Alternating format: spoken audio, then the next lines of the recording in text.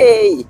So, what's up mga kasi-antik natin dyan? So, nandito pala kami ngayon sa may Greece.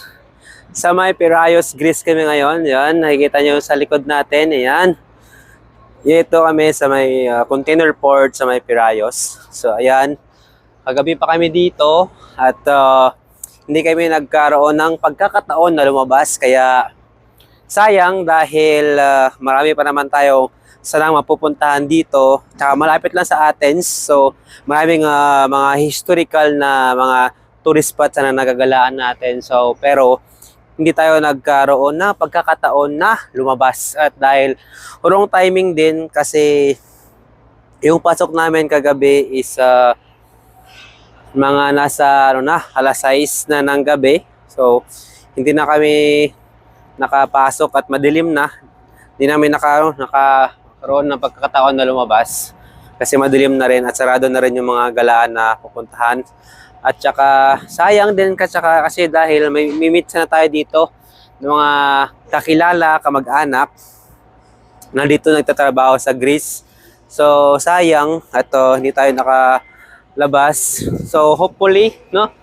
Kita naman natin yan, no? Hopefully, pag makabalik kami dito, kasi dito lang naman yung biyahe namin, dumadaan-daan kami dito. So, sana makabalik ulit at makapag-stay pa ng matagal at para makagala-gala, makapasyal dito. Kasi Greece is may one dream country din na puntahan, galaan at maikot, syempre, 'di ba? Dahil sa mga bata tayo, maraming mga historical talaga na natin sa mga libro, 'di ba? Na about sa Greece, na madaming history about sa Greece. So, sayang nandito na tayo, hindi pa tayo nagkaroon ng pagkakataon, pero sabi nga, God has a better plan for the next time.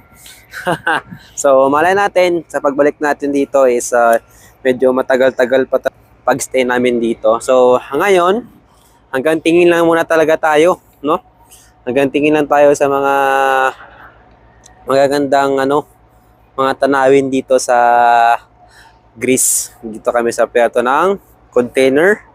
So, ayan, ito yung barko namin. Ayan, yung barko namin. So, ayan, no? So, ayan. So ayan, better luck next time na lang. Piraeus and Athens, Greece. So, see you again soon. Sana makabalik talaga kami dito. At yun, God bless.